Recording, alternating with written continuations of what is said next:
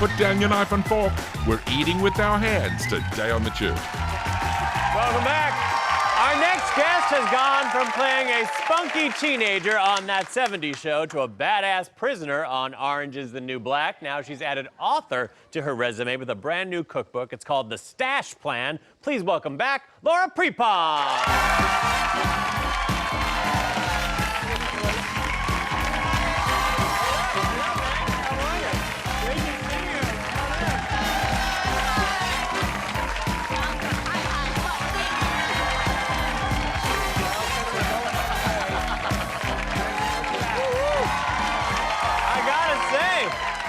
That is how you rock an over-the-knee boot. Oh, that looks good. It looks good on you. Yes. I appreciate it. All right, so I hear that the theme of today's show is a really good one for you because eating with your hands is something you do all the time. Is that what I'm told? My friends actually always make fun of me because I never use utensils. And I actually always eat off of cutting boards. I don't even eat off of plates. We put everything out. You'd be a great chef. That's not good.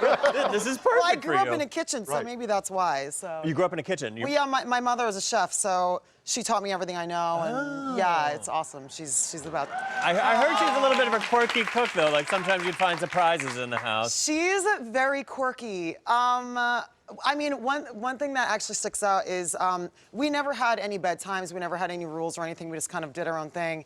And I would come into the kitchen at 2 o'clock in the morning, and she would get on these things where she would have to perfect the recipe, so she'd make it every night until she perfected it. And she would have a duck on the counter with a bicycle pump, pumping air into the duck because she was perfecting Peking duck. Oh. So she like sewed up the skin and then pumped the air in there, and then she would hang it in her bedroom with a fan blowing on it. Yeah, it was. So that's what she told you. No, I would literally like walk into her bedroom and there'd be like a duck there with a fan on it. Whoa. And my friends would be like, "What is wrong with your mom?" I'm like, "Don't worry about it. It's the Peking duck thing." Just a phase mom's going I'm through. like, "Don't worry about it." Awesome. You know? All right, well, you brought a recipe with you today. This is a gluten-free almond bread. Yes. That sounds delicious. Well, so many people have allergies now. And, you know, even if you're not gluten intolerant, it's still an awesome recipe. Yeah. All my friends love it.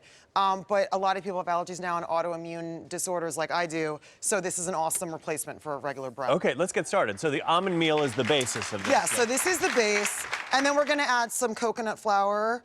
And then we have some flaxseed. We have some baking soda and sea salt. Another trick that my mother taught me is whenever I make vegetables, I put a pinch of baking soda and it brightens the color right up. Oh. So if I'm steaming broccoli or anything like that, I put a pinch of baking soda in it, and it turns like this vibrant green. And that's a trick that that she actually taught me. All right. So then, now, is this recipe from your mom, or is this one of yours? It's a variation because my mother didn't like the gluten-free things. So here's a little bit of honey. Right. Honey, you had apple cider vinegar and olive oil. Yeah, and then we have 5 eggs that we need to whip up. If we have a little something to whip that with. Yeah, how about a whisk? Okay. Perfect. Great. So then here's, 5 eggs. Just stir that up a little bit. I mean, it's gonna do its thing in here anyway. Yeah, but I like to crack the yolk a little bit. Okay. All right. So then what we do is, we just pop that right on here. And then honestly, you don't want to over-mix it. You just want to give it like a couple pulses, just to make sure all the dry ingredients are folded in, you know?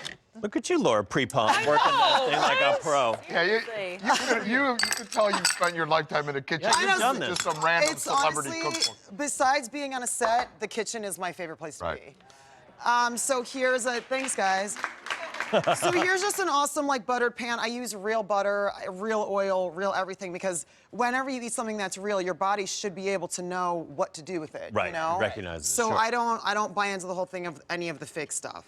Now, you wrote in your book that you've struggled with your weight in your 20s especially. Now, I don't recall you ever looking as though you were overweight necessarily, but you weren't feeling well. Is that the case? Right. Well, the thing is it was something that I really kind of struggled with in private because, being an actress and always having to be on camera, it was an embarrassing thing.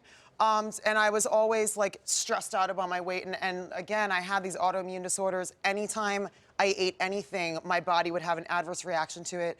So it was something that I dealt with in private.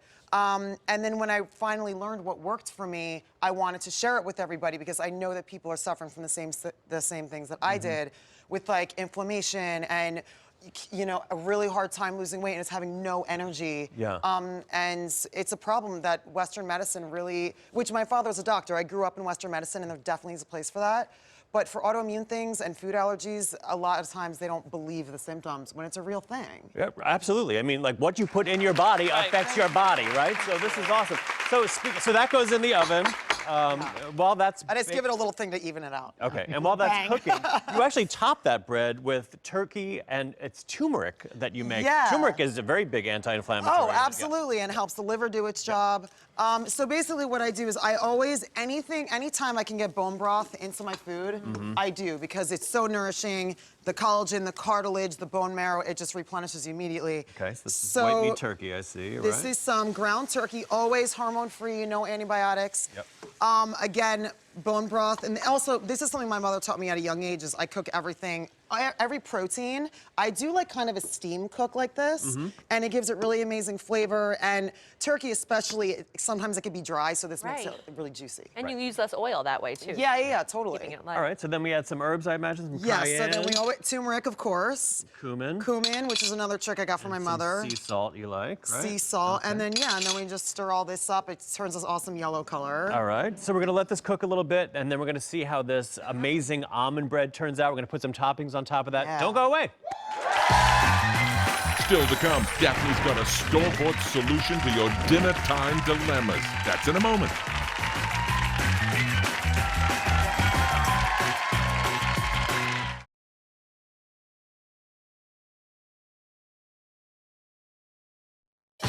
The Chew will continue in a moment here on ABC.